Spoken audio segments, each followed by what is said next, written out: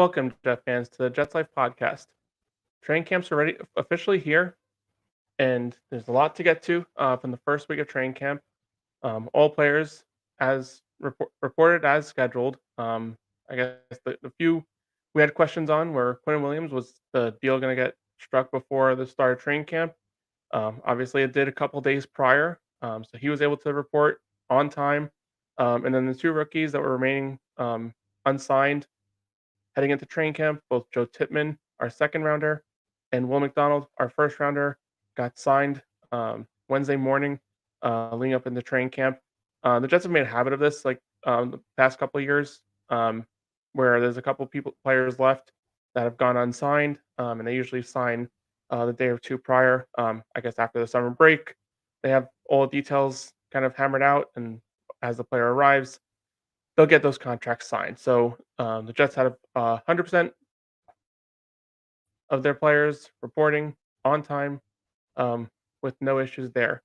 So a couple stories to get to before we discuss a little bit about what happened over the first 3 days of training camp.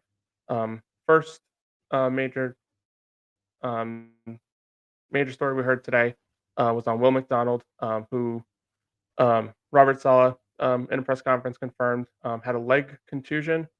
That's going to hold him out for a little while. He says he'll be back soon. I did some research on leg contusions. I'm no doctor by any means, but normal recovery timeline on an injury like this is usually labeled at 2 to 3 weeks. Um, Not sure the severity of it, but Robert Saleh seems pretty confident that it's going to be a quick recovery and he should be back soon. So, what does this mean for Will McDonald? I mean, obviously, his first training camp with the Jets, you'd like for him to get all the reps, as many reps as possible. And typically, you don't like to see your first round defensive lineman missing any time at practice. For the Jets, fortunate for them, they have a defensive line rotation that's stacked from top to bottom. They're running 8 players, 9 players deep, depending on how you want to label these guys. So, I mean, from their perspective, they have the luxury of being able to kind of ease Will McDonald along until he's ready to come to practice or ready to start practicing. Don't want to rush a rookie at this point in time. Don't, especially this early in training camp. Just get him healthy. Don't want this turn to something worse or just have a setback by any means. So, just you know, it is what it is. It's unfortunate has to miss a little bit of time, but it sounds like it's going to be a quick thing and not so much of an issue there. Um, Another big thing that we've kind of gone through over the past couple years, Mackay. e- Every year, going through the whole off season, he's getting better, he's getting healthier, and then get to training camp and he's on the PUP list. Well, not this year. Mackay has been at training camp from day one. He's practicing from day one. No PUP stint. He's there. He's ready to roll. And in fact, yesterday there were some reports of him lining up at left tackle. Now Dwayne Brown is out for personal reasons, so it's probably something where they're just trying to get Mackay some reps over there, see how he looks, see how he's doing, and if worse comes to worse, if Dwayne Brown has an extended, where he can't start, you have the ability to go with Mackay at on the left side, and likely Max Mitchell would be your starting right tackle. But I don't think that's the case. Sounds like Dwayne Brown is just missing a couple of days for personal reasons, and he'll be ready to roll. My expectation is that he would be your left tackle. They say it's an open competition. You know, there's no reason for Salah to kind of say it isn't, but I just think in a perfect world, you have Dwayne Brown on the left side, Mackay on the right side. But it is good to see that the Jets are at least kind of keeping the promise open what we believe should be an open competition at the left tackle spot. So just a couple of things there. There was also reports that Denzel Mims has been traded to the Lions for a conditional sixth-round pick, and the Jets are also sending a conditional seventh-round pick to the Detroit Lions. I mean, you know, it- the writing was on the wall on this. I mean, Denzel Mims at this point with this Jets coaching staff. He's our number 6 wide receiver, behind, Lazard, Garrett Wilson, McCole Hardman, Randall Cobb, and Corey Davis. He's not gonna be taking snaps away from these guys. And it doesn't make sense to keep Denzel Mims as your 6th wide receiver when his special teams contributions haven't been there. I mean, he's contributed here and there, but he's not your primary gunner. He's not gonna, you know, break things out on special teams. So I think that it just made sense for the Jets to give him a fresh start. He did ask for a trade last season, um, after training camp, which the Jets refused at the time. Felt like he still had value on the roster, but the Jets end up trading him, doing right by him, getting you know any value in this trade was good value. So the Jets are fortunate; they get some draft capital back, and they're able to let Denzel Mims move on, and they can kind of roll. This kind of opens the door. You've been hearing things over the offseason, regarding Brownlee. Jets have a couple of undrafted receivers. That's really where you want to kind of be searching for your 6th wide receiver, not a second round pick that just hasn't panned out the way that you wanted it to. Um, and then, I mean, ideally, whoever is that 6th wide receiver is someone that they can kind of move along slowly, make some special teams contributions. I mean, that's really where the Jets want that 6th wide receiver to kind of be. And Saleh has said it in press conferences in the past that if you're going to play, if you're going to be one of our bottom of the depth chart receivers and even corners, uh, you want to play some special teams as well. So so I mean, good luck to Denzel Mims. Wish the best for him. Um, but yeah, it was just one of those things. He had a promising rookie year, had a couple of good games. Things just didn't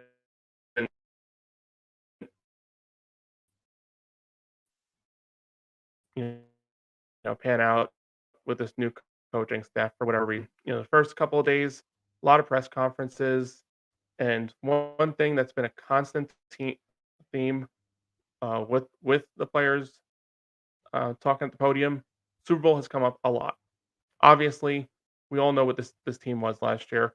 A really good defense, top 5 in the league, offense that throughout the couple of weeks, first few weeks of the season, had Brees Hall running crazy, and then we know what Garrett Wilson did as a rookie, and then all of a sudden, the Denver game, the wheels fell off. We lost Brees, we lost AVT, Elijah Vera Tucker, and then not to mention throughout the year, there's constant injuries along the offensive line, starting in early part of training camp with Mekhi Becton.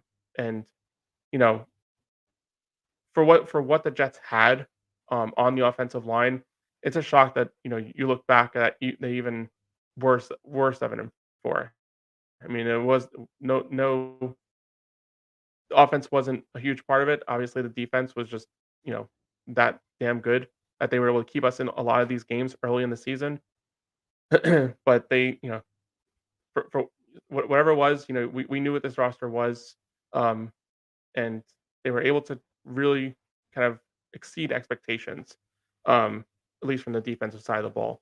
Um, we said it throughout the offseason many of times that the one thing this team is missing is just somebody who doesn't screw up at the quarterback position. Um, and the Jets were able to bring in one of the game's best. Aaron Rodgers is here, and with that, those expectations have been all around the room. It's all about finishing this year. Is the big message that Robert Saleh has for the team, and you heard in press conferences. C.J. Mosley wasn't shy about it. This team is talking about Super Bowls. Garrett Wilson, same thing. It's not a shock what the goal is in mind. And every year the goal is Super Bowls, but there's realistically, going into the season, there's about 6 to 8 teams that you can really say, okay, that team has a legitimate shot at the Super Bowl, or things go right. Obviously, Cincinnati a couple years ago, no one really had them in that 6 to 8 team tier, but they they had a good quarterback that came, and the team went from, you know, a bad season the year before and just kind of exceeded expectations, 4-win season into a playoff appearance and couple big wins, got them into the Super Bowl.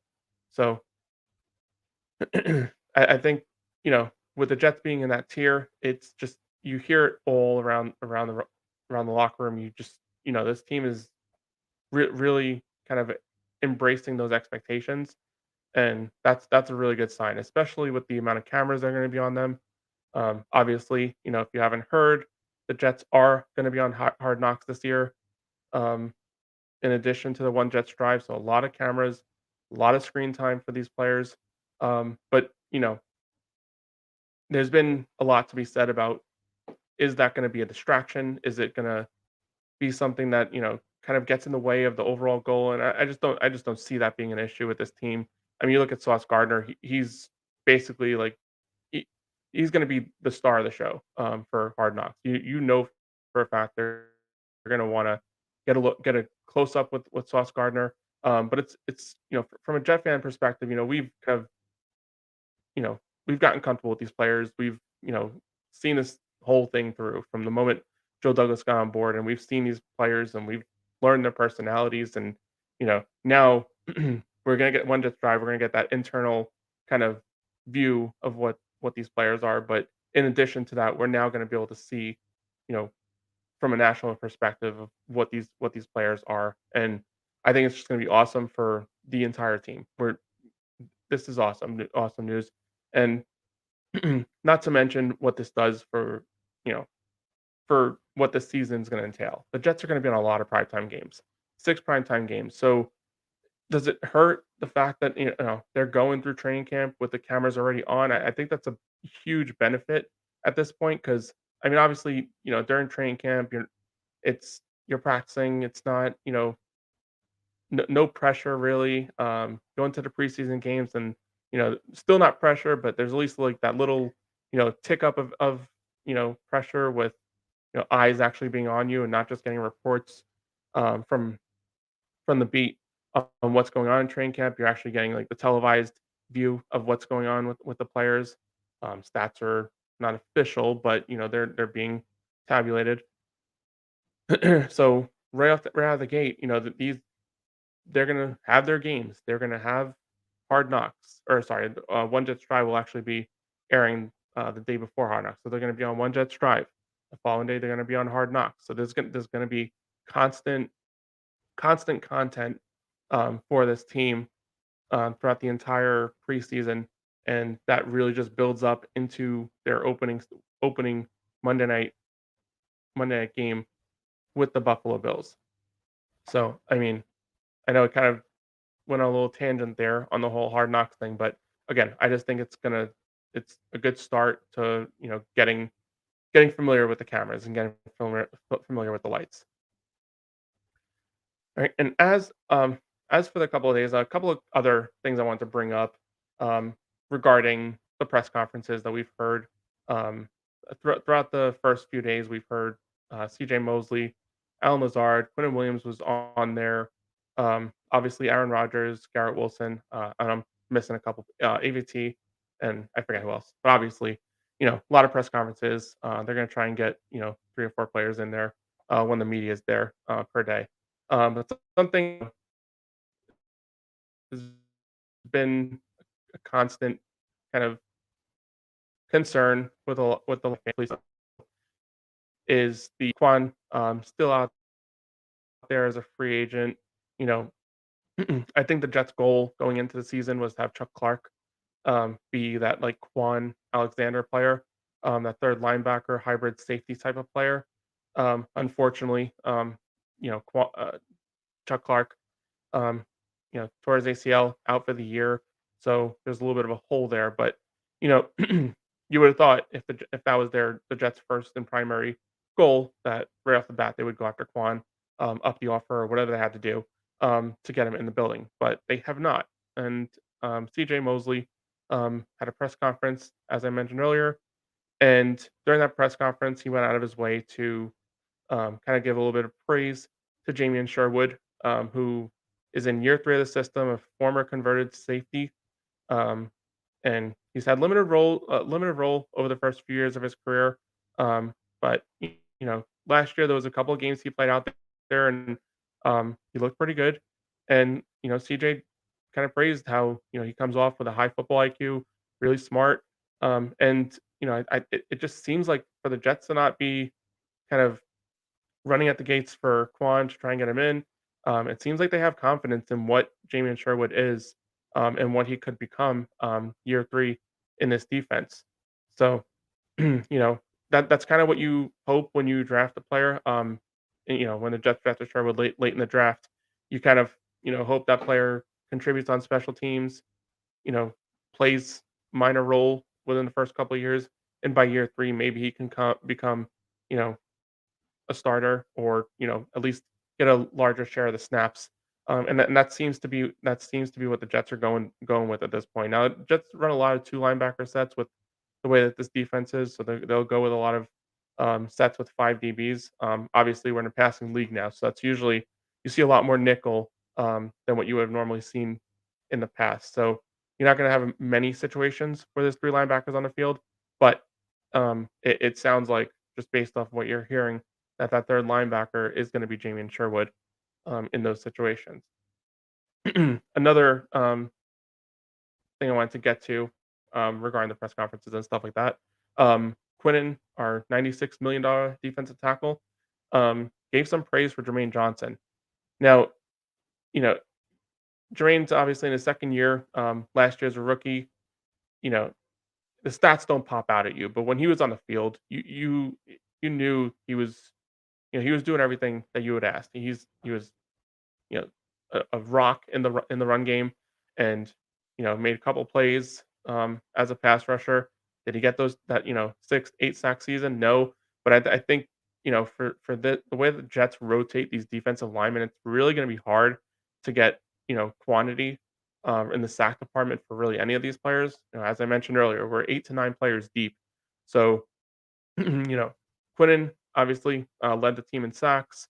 Carl Lawson had a good season in the sack department, even though coming off an Achilles injury. So I expect him to, have a good number there as well.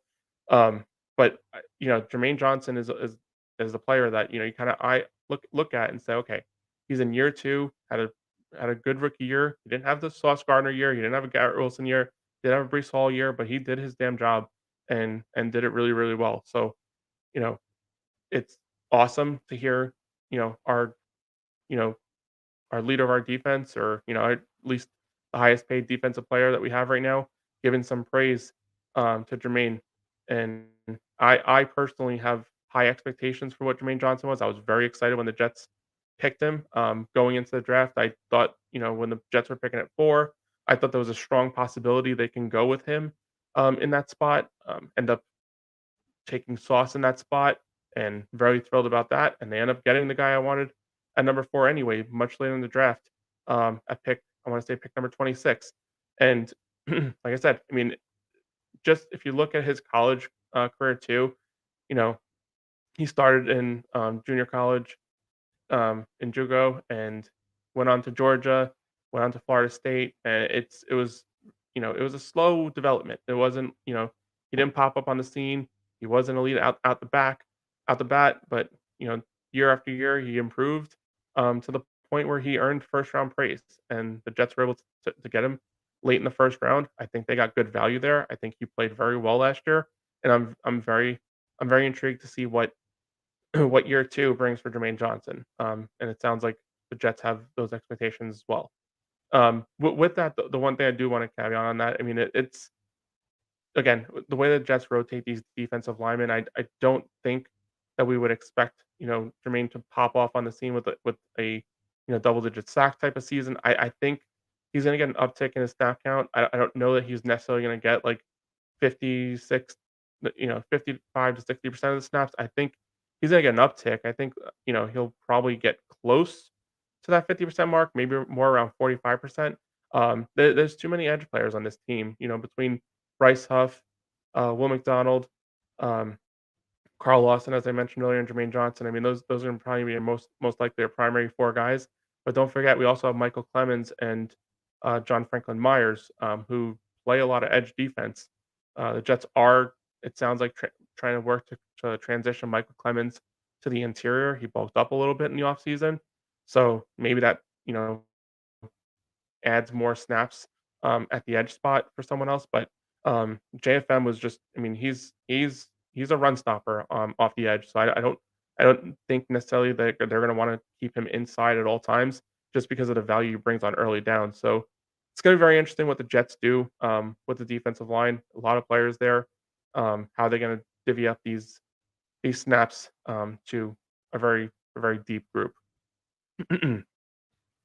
So, going on to the actual, reports from training camp, from all accounts, you've heard that the Jets defense has been shining, throughout the first couple of days, and not a major shock here. First off, the Jets defense we can all say is ahead of the offense, just based off of what they accomplished last year. Yes, the Jets offense did upgrade this year, with the addition of Rodgers and with the addition of Lazard, but the defense, it's basically a returning unit. Every starter, is back for the most part from last year. At least the key starters are all back. So you would fully expect that the Jets defense would have a step or two, ahead of the offense, and especially in the early game. It's very common, for defenses to kind of come out rolling a little bit faster, than offenses, in training camp. It's pretty much a common theme.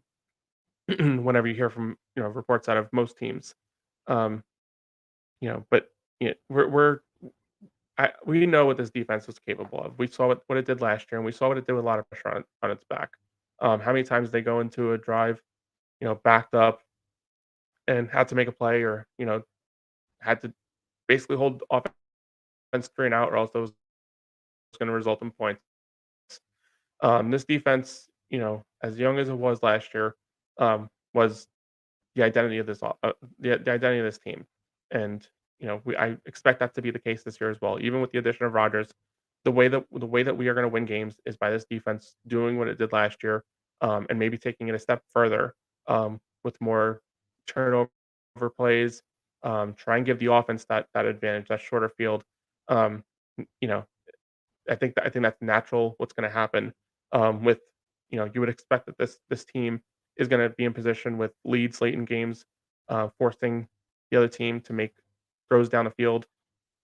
At some point in time, teams are going to have to play a little bit of offense. Last year, that wasn't really the case because you had an offense that was struggling to say the least, in the second half of the year, and other teams started realizing that and started just playing the 4 minute offense. DJ Reed mentioned that, and that was the guy I missed earlier. DJ Reed had his press conference as well. DJ Reed did mention that in his press conference that it seemed like late in the year, teams were just running a 4 minute offense. Just don't make a mistake, run the ball a lot, and then make easy completions, and you know, just, if we have to punt it, we have to punt it. Maybe we'll get the ball back because the Jets offense is going to do anything, and that was a major problem in the second half of the year. We lost the last 6 games of the year. Not acceptable, but obviously that's the reason why we're in the situation we are now. Now, going back, to the other side of the ball, when one side of the ball does good, usually that means the other side of the ball, is not doing as good. Offensive struggles, should we worry about this? Now, as I mentioned earlier, it's common that offenses usually start off a little slower than the defenses, so I'm not necessarily shocked that the Jets offense, has had struggles. There was a lot of drops. It just sounds like there's a lot of just little minor miscues. These things will get corrected. We're only in I think today was just their second official practice, of the offseason, so I'm not too worried about it. New offense is being implemented. Um, the Aaron Rodgers is going to go through all the details, everything. So I don't necessarily think that this is a major cause for concern. Now, if we get into next week and the week after, and you just don't see that offense is moving along, then obviously that would cause some concern. But I would fully expect that these things are going to get corrected, as we kind of proceed through the next few weeks, and at some point the offense is going to kind of catch up with the defense a little bit. I would, if you told me right now how do I expect the entire off season to go from a training camp's perspective, you know, I still expect this defense to win more days than not. You have, you know, an elite secondary when you consider Michael Carter, Sauce Gardner, DJ Reed. You know, are if you had me rank the defensive backfield versus the offensive skill players, I would say that the Jets defense has a little bit of uptick. Sauce was all pro, DJ's top 10, and Michael Carter, for all accounts, is a top 20 corner in the league. So, with just based off of that, you would fully expect that the defense is going to perform better than the offense. But I'll use a common, we hate to hear it, but iron sharpens iron, and that's true. I mean, you look at, you know, what's going to happen. I mean, you're going to have Garrett Wilson competing with Sauce Gardner and DJ Reed on a daily basis. You're going to have Alan Lazard. You know, he has a good connection with Aaron Rodgers, and he's going to have to figure out ways to get open when he's paired up with DJ Reed or Sauce Gardner on the opposite side. It's going to be a big test for these guys, but you know, I Sauce. I mean, Garrett Wilson had that same thing last year, and I think a lot of what we saw out of him as a rookie, and as well as good as he was as getting open, I think has a lot to do with who is going up against at practice every week. So again, not too worried about where we're at right now as an offense is concerned, but I think we need to just monitor it, continue to see, and there's gonna come a time. I don't know if it's this weekend or whatnot, but the offense will eventually get cleaned up. Things will get smoother, but just have some patience. Don't kind of throw the season away just because of a couple bad practices. These things will get corrected, and I fully expect that we're going to be seeing a lot of more positive stuff coming out of camp. Well, if you made it to the end, appreciate you listening. If you haven't already, please like and subscribe to the channel. I appreciate anyone who took the time to listen to me today. And go Jets.